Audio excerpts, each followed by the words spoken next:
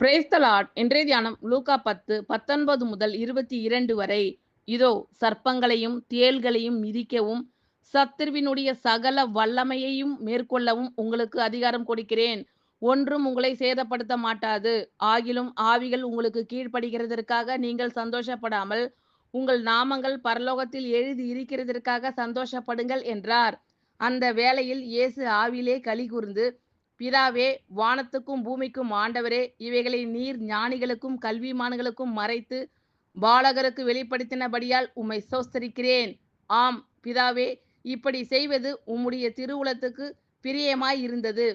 சகலமும் என் பிதாவினால் எனக்கு ஒப்புக் கொடுக்கப்பட்டிருக்கிறது. பிதா தவிர வேறொருவனும் குமாரன் இன்னார் என்று அறியான். குமாரன் அவரை எவனுக்கு வெளிப்படுத்த சித்தமாய் இருக்கிறாரோ அவனும் தவிர வேறொருவனும் பிதா இன்னார் என்று அறியான் என்றார். இதோ சர்ப்பங்களையும் தேள்களையும் மிதிக்கவும் சத்துருவினுடைய சகல வல்லமையையும் மேற்கொள்ளவும் உங்களுக்கு அதிகாரம் கொடுக்கிறேன். ஒன்றும் உங்களை சேதப்படுத்த மாட்டாது.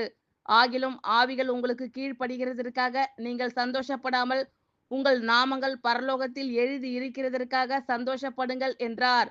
அந்த வேளையில் இயேசு ஆவியிலே களி கூர்ந்து, பிதாவே, வானத்துக்கும் பூமிக்கும் ஆண்டவரே, இவைகளை நீர் ஞானிகளுக்கும் கல்விமான்களுக்கும் மறைத்து பாலகருக்கு வெளிப்படுத்தினபடியால் உம்மை ஸ்தோத்திரிக்கிறேன்.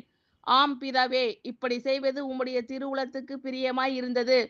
சகலமும் என் பிதாவினால் எனக்கு ஒப்பு கொடுக்கப்பட்டிருக்கிறது.